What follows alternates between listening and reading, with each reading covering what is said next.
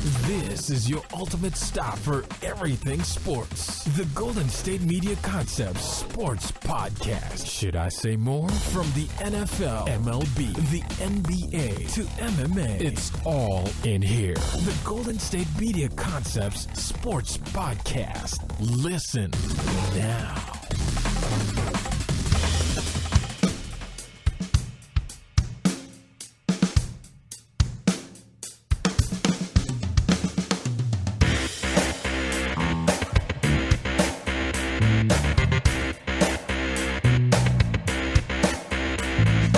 Hello and welcome to the Golden State Media Concepts Sports Podcast. We talk the latest and greatest news in the world of sports. As always, I'm Alex and I'm alone today. Tomorrow I'll be rejoined by Ben and by Anthony. But today it's just me. Today we're going to cover Monday Night Football, recap the game between the Atlanta Falcons and the New Orleans Saints. We're going to look at some football news just here and there that's come out through the weekend. Since yesterday was such a football-driven show, but news has come out since then. We're going to update you on the MLB races, as we get down to the real last games of the year for some of these teams who aren't making the playoffs. And we're going to cover every little bit of news that I can find here as we move through the commercials and so on and so forth, because I like to keep you as up to date as possible. So let's start with Monday Night Football. The Atlanta Falcons on the road against the division rival New Orleans Saints in the Superdome. And this one was a close-ish one. At one point it got out of hand. One point it got a little closer. But the end score being 45-32 in favor of the visiting Atlanta Falcons. Matt Ryan threw for 240 yards, 2 touchdowns, only 10 incompletions. Devontae Freeman had 152 yards and added on top of 55 yards receiving, 152 yards on the ground. Tevin Coleman had 42 yards rushing and 3 scores to lead the rushers in that category there. Devontae Freeman, like I said, also with a reception touchdown to go along with his rushing yardage. And Justin Hardy got in on the action, too, with a reception as well. Bigger news, though, for their offense. Julio Jones, only 1 catch at 16 yards. He looked off. I don't know if he's hurt. I don't know what's going on. But unfortunately, he did not have the game that probably many fantasy owners would have wanted. Moving over to the New Orleans Saints side, Drew Brees, 36 for 54. 376 yards passing, 3 touchdowns, 1 interception, a very Drew Brees-type day. 1 rushing touchdown from none other than former Packers fullback John Kuhn. Mark Ingram had a pretty good day on the ground, 15 rushes for 77 yards. Again, the only rushing touchdown was from John Kuhn, though. Leading receiver for the New Orleans Saints was former Indianapolis Colts and Stanford teammate of Andrew Luck, Coby Fleener, tight end for the Saints. Now his first year there. 7 receptions for 109 and a touchdown. It's probably his best game as a Saint, I would say, in the 3 games they've played. Now, again, obviously that is a short span, but this is his best game by far. Brandon Coleman added some flashes there, 7 receptions, 78 yards. And Michael Thomas got a touchdown reception as well, 71 yards on 7 catches. And then to add to his rushing yardage, again, no touchdown for Mark Ingram, but a reception touchdown on 4 catches for 30 yards. And that touchdown. The interception for Brees was somewhat of a backbreaker, thrown to Deion Jones, 190 yards, and it was returned for a touchdown. Unfortunate for Brees to throw that pick 6 there. Otherwise, the Falcons defense played very well. They had, stops. They handled Drew Brees well. They really did. The Saints defense, of course, we've known for a while is still a work in progress. But yardage-wise, it wasn't far off. Atlanta actually did not win the yardage number there, going to New Orleans, 474 to Atlanta's 442. Time of possession is only different by about 4 minutes. But the turnovers is what killed the Saints. They did have 2, along with a fumble and that interception I mentioned. They were a total of 7 for 13 on 3rd down, so not bad. They're better than the Falcons as well, who were 5-11. But turnovers is really, really kind of what hampered them in this game in my eyes. Excuse me. They were 4 for 5 in the red zone. Again, scoring when you need them to score. Penalties wasn't, they had 1 more, but was for 40 more yards, though. 5 for 75. The Falcons had 4 for 35. But I really think it was the turnovers and the ability to score for the Falcons, again on the turnover, on the pick six, and capitalizing when they needed to. They scored on 5 straight drives. They were just efficient beyond belief and to start the game off. And their rushing attack was just by far better. Over 102 yards. It's a difference. 217, 115. 102 yards difference. The whole 2 yard difference in rush average per yard, per yard per rush average. It's just they played better. I mean, they came into a place that's hard to play in the Superdome against a team that has been good, a team that is, still good, even though the record, doesn't necessarily state that. And the New Orleans Saints, a place that's hard to play, hard to win, and they came out on top. It was never really as close as the score might indicate, only being separated by 13 points. The Falcons really had this one from the get-go. Now they move on this week, and they go to play the Panthers on Sunday. That's going to be a tough matchup for them. The Panthers are looking to battle back from a loss this Sunday against the Vikings, which is definitely something they want to. Definitely something that they want to get over. One bright spot for the Falcons as well is their first-round pick, Keanu Neal, played 52 of 81 defensive snaps in his debut Monday night, coming off the knee scope in which he injured in, I want to say maybe week 3 or week 2 of the preseason. Definitely nice to see their first-round pick out there. It's somebody they thought could help their defense out from the get-go. And then before we move to the Saints a bit, one nice trinket to look at in terms of the offense for the Falcons. Devontae Freeman played 38 of 64 offensive snaps, while fellow running back Tevin Coleman played 27. Freeman had, of course, the 207 total yards and the touchdown on 19 touches. Coleman, 89 total yards and 3 rushing touchdowns on 15 touches. So, again, they are 2-1 in their division and currently lead it. They're 2-1 over Tampa Bay and Carolina, who, technically speaking, are tied in a sense at 1-2, but Tampa Bay has the second spot. And New Orleans is now 0-3. New Orleans goes on to face the Chargers this week, Drew Brees' old stomping grounds. This is a game they can definitely win. They have the offense to do so. The Chargers, allergies. The Chargers are 1-2 currently. They're 1-0 at home. They're coming off of a loss to the Colts in a wacky ending to that game this Sunday. They have some work to do, though. The Saints, their defense is definitely not what you want or where you want it to be currently. Obviously, they lost their first-round pick for the year, maybe the entire year, if not just extended amount of time, but they lost him. Von Bell hasn't come in and necessarily done what they wanted him to do at the safety spot yet, as much as he might be playing. But they have the Chargers this week, and they have the Panthers the following week. If they can get maybe both of those as a win, both will be hard, and especially in the National Football League. But they can beat Carolina, who is a division opponent, after facing the Chargers, and say Atlanta loses to the Panthers this week. Then we're talking, and then the Saints are moving. Carolina is already having an off year from the get-go. They have more losses. They have as many losses as they did last year through 3 weeks. So that's really what we're going to have to look at. Like I said, this Sunday Chargers for the Saints, and for the Falcons we have the Panthers. A little bit of football news I wanted to mention throughout the just news in general that has come out the last couple of days. Redskins safety D'Angelo Hall, he tore his ACL on Sunday. He'll be missing the remainder of this season. Unfortunately for him, he will be missing the rest of the season. Now, we saw Des Bryant. Apparently he played through a sprained knee this Sunday night against the Bears. General Manager Jerry Jones has no update on the status, but he said he wasn't sure if Bryant had an MRI. He could have one today. One other big bit of news for the Cowboys as well is their starting left guard, Lael Collins, is less likely to have surgery on his big toe, but he did have a timetable for return. There's a tear in the ligament there. tearing ligament in his toe. I know that's severe for any football player, I'd imagine, but definitely for an offensive lineman, I would imagine. Definitely for an offensive lineman, yeah? You guys agree with me on that? I agree with me on that.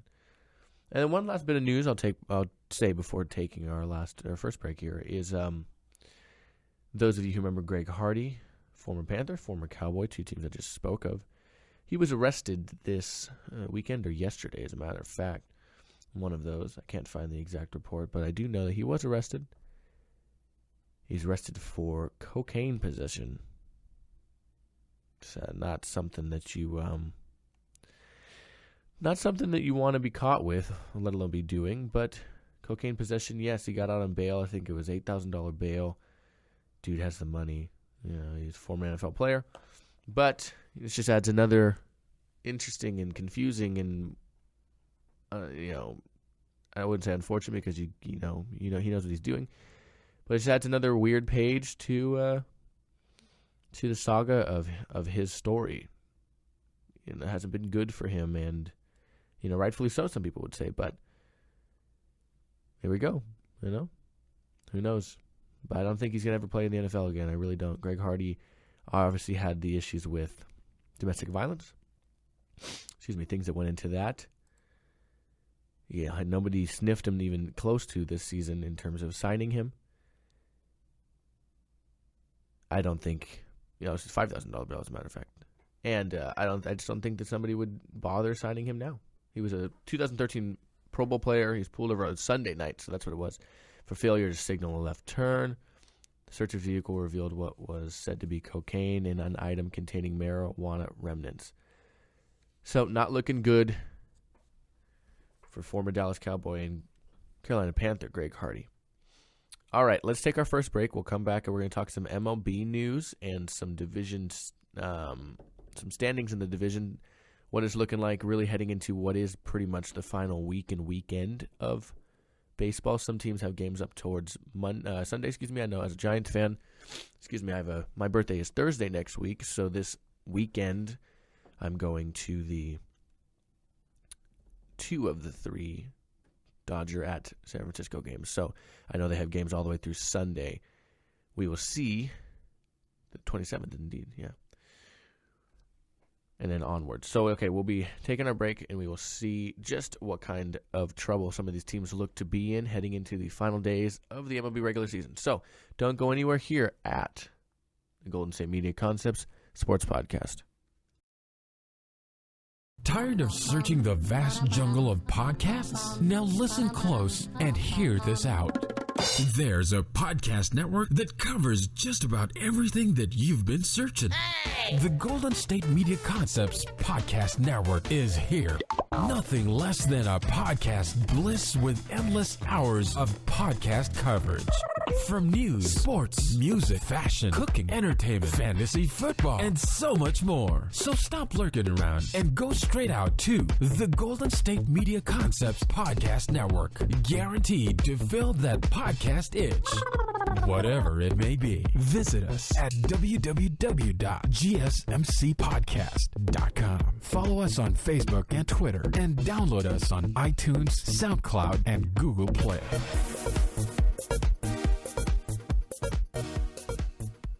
And we're back here at the Golden State Media Concepts Sports Podcast and moving into some baseball news. So teams that have already clinched their division, it's pretty much almost all of them now. I believe all of them have indeed clinched, as a matter of fact. So the Dodgers won the NL West this week. The Chicago Cubs obviously clinched a long time ago. The Washington Nationals clinched the East. Moving to the AL, the Rangers clinched. The Cleveland Indians clinched West and Central, respectively. And the Boston Red Sox have officially clinched as well in the East there. Now, those hadn't really been a as much of a looked at thing. A lot of those were kind of pre-seen. More so the wild card races is what's really getting going. And it's just as sticky as the last time I previewed them last week. American League currently is led by the Toronto Blue Jays at 1 game above the Baltimore Orioles, who have the 2 spots in the wild card, which would, of course, then mean that they play the 1-game playoff to move into the division series. The Detroit Tigers are right there, though, as well as the Seattle Mariners, sitting at 2 games behind the Baltimore Orioles.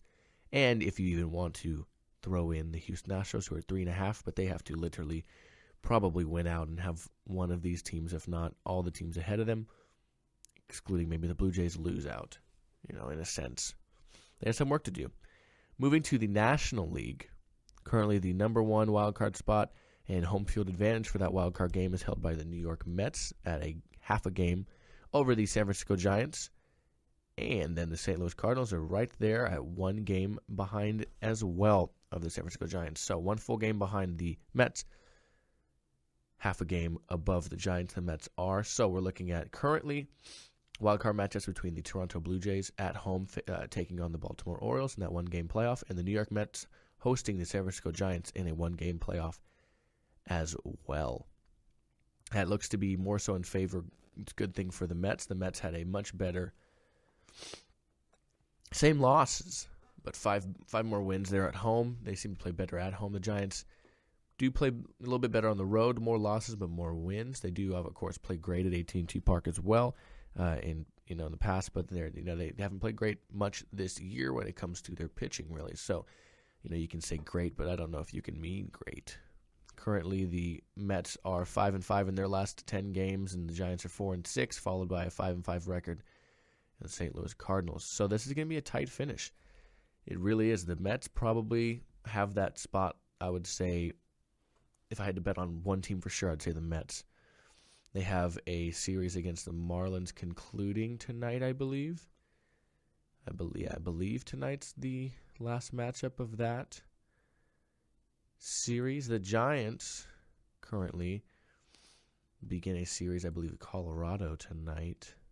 Yes, after splitting a series with the Padres this weekend, 2-2. But yeah, it's going to be tough for them. It really is. The Mets, like I said, finishing their series off against the Marlins. The Cardinals, on the other hand, let's close that up for you here. The Cardinals, they are facing off against the Reds. They are finishing a series they just started yesterday in a game in which they lost 15-2. Yeah, 15-2. That is, it's not what you want. Joey Votto, Adam Duvall combined for 3 homers in their rout of the Cardinals. That's not what you want, for sure. That's not what you want. So if that keeps happening, I would say it's going to be the Giants and the New York Mets. Now, speaking of the Mets, one thing I did want to talk about was the game yesterday between the Mets and the Marlins, the first game after the unfortunate news that came out about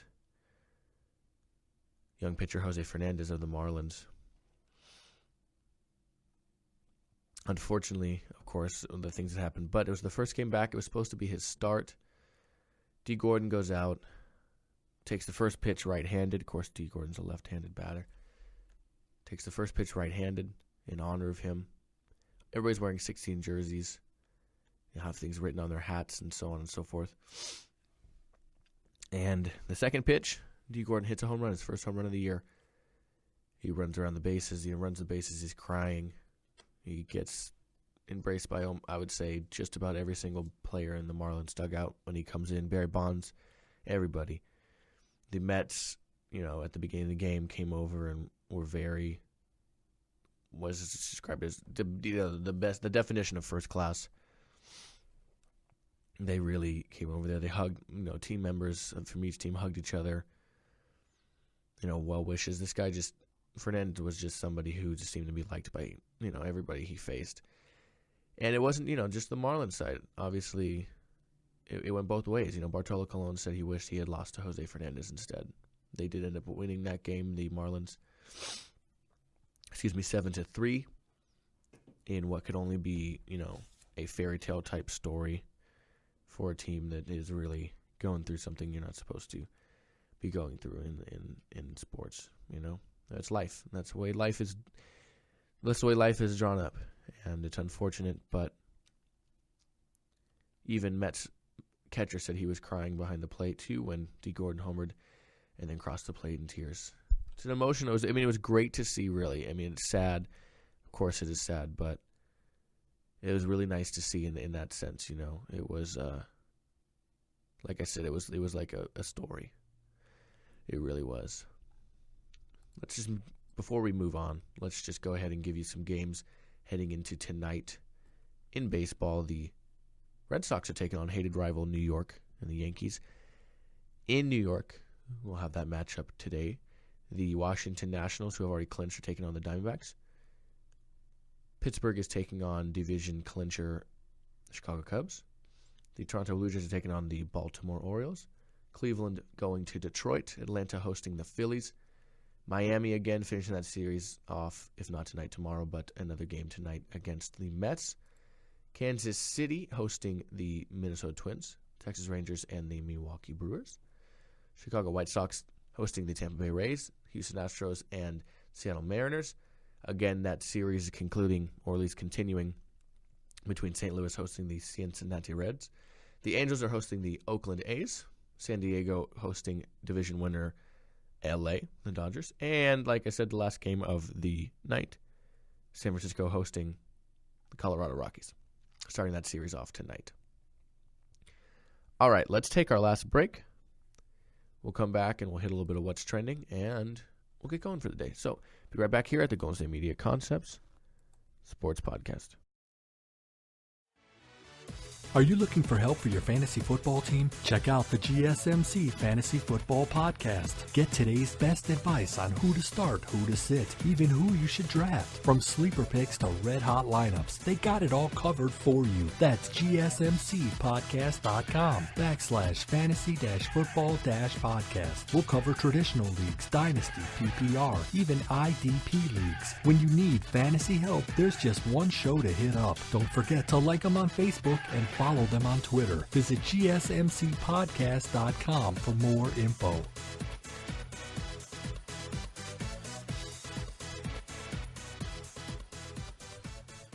And welcome back to the Golden State Media Concepts Sports Podcast. Just a little quick what's trending. Not many for you today. A lot of the news is full-on news, things that we could report for you already. But a couple of things. Anthony Davis, who was a formerly retired San Francisco 49er lineman, has retired from the NFL for the second time in 15 months.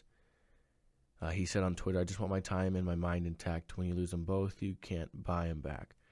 He returned to the 49ers just before training camp this last season, as a matter of fact. I'm sorry, no, this season, not taking last season off. And what he said was to allow his brain and body a chance to heal. Although he did not win his starting right tackle job as expected, he would move to guard, but he's became the swing tackle instead. Excuse me. Now, he had been playing, but he did suffer a concussion in practice as well. He missed a practice the Saturday before the opener. Amid reports he was again considering retirement, but Coach Kelly and Davis called that a communication. But, yes, he suffered a concussion just 3 days before the Niners' Week 2 game against Carolina that prevented him from traveling and playing in that game. And since then, he has decided to, again, retire. Chip Kelly said he hadn't seen Davis since Thursday, so we'll see where he is with it and what's going on. Obviously, he'll go into league concussion protocol and all that. That's what he said when he was injured the first time. Davis remained in concussion protocol through last week, and he was inactive for Sunday's game with the Seattle Seahawks as well. So he decided to retire again. He was originally drafted 11th overall back in 2010. He was the starting tackle for what were some of the more successful Jim Harbaugh years. But he definitely had an injury-plagued career. Starting all the way from then, all the way up to 2014, he dealt with shoulder injuries, knee injuries, ankle injuries, hamstring injuries. And then, in addition, the concussion that limited him to 7 games in 2014. Yeah, I mean, I feel like we're going to be seeing this a lot more now. Guys that are leaving more in the prime of their athletic career, in that sense, to opt for the fact that they want their health. We see down the road now so many injuries that go along with football for those who have retired since. And he chose health, at least what he has of it. Hopefully that is a lot. But I can't blame the guy at all. He was one of many Niners who retired last season, heading into the 2015 season. Who some even said the same thing. Chris Borland, as a matter of fact, said the exact same thing. His health. So you can't blame a guy like for something like that. You just can't. Moving on to the last bit of trending for the day, and that is UFC and UFC 205. 205 is going to be headlined, I am sure, by a matchup between Conor McGregor and Eddie Alvarez in a lightweight title match. Pretty exciting. November 12th at Madison Square Garden, a pretty big venue, obviously. This will be a big pay-per-view for sure. UFC officials confirmed the 155-pound title match to ESPN yesterday. The pay-per-view is historic and it marks the promotion's first trip ever to New York back in 1977. The ban on professional mixed martial arts was lifted earlier that year. McGregor, of course, 20-3, the current featherweight champion. He will attempt to join BJ Penn and Randy Couture as the only fighters in UFC history to win titles in multiple weight classes. Dana White said McGregor will retain his featherweight championship through to the UFC 205, meaning he has a chance to become the first ever to hold those belts specifically simultaneously. The card, as Dana White has described it, has 3 world title fights and is the best card in UFC history. Obviously, McGregor is coming off of a win over Nate Diaz in his last bout. He won the featherweight crown, obviously, back in December by knocking out longtime featherweight champion Jose Aldo in only 13 seconds, which started this whole McGregor tear that we have been on the last year, roughly. He's only 28. Still a young guy. Still kicking. Alvarez, 28-4. To, like I said, the 20-3 record of McGregor. This should be a good fight. Alvarez won the title in the first round knockout over, who was this that he fought? Anjos? Yeah, in July. He is 32. Of course, he is the title holder. I like this matchup. I really do. I think this will be a good fight. I think McGregor moving weight class, it's going to be interesting to really see how he fights. I mean, the guy is tenacious. He really is. And then you can't take anything from Alvarez either. That guy is a champion for a reason. He really is. And it's going to be really fun to watch, honestly. Like I said, UFC 205, UFC 205, November 12th, Madison Square Garden. Obviously pay-per-view. Arguably, as Dana White described it, the biggest, or at least best, in his eyes, card, and might be saying best pay-per-view UFC match of all time. Well, that does it for our show. We'd like to move on. I'd like to say thank you for listening to the Golden State Media Concepts Sports Podcast. As always, you can find us on iTunes, SoundCloud, Stitcher, and Google Play at the GSMC Sports Podcast, as well as on YouTube and Facebook if you search GSMC Sports Podcast as well. You can find us on Twitter and Instagram at GSMC_sports, excuse me, and on our website, GSMCsports.com. At least GSMCpodcast.com, the portfolio is GSMC Sports. I believe it's GSMCpodcast.com/sports. I know Ben is having fun today once he's done with his school because FIFA came out last night. So I know he is just playing. He'll be back tomorrow as well as I, as well as Anthony, who started with us last week. We can't wait to bring you a chock-full show of everything you can expect in sports. But until then, we have to get going. So as always, I'd like to thank you for listening. For Anthony, for Ben, I'm Alex. Thank you, and we will see you tomorrow.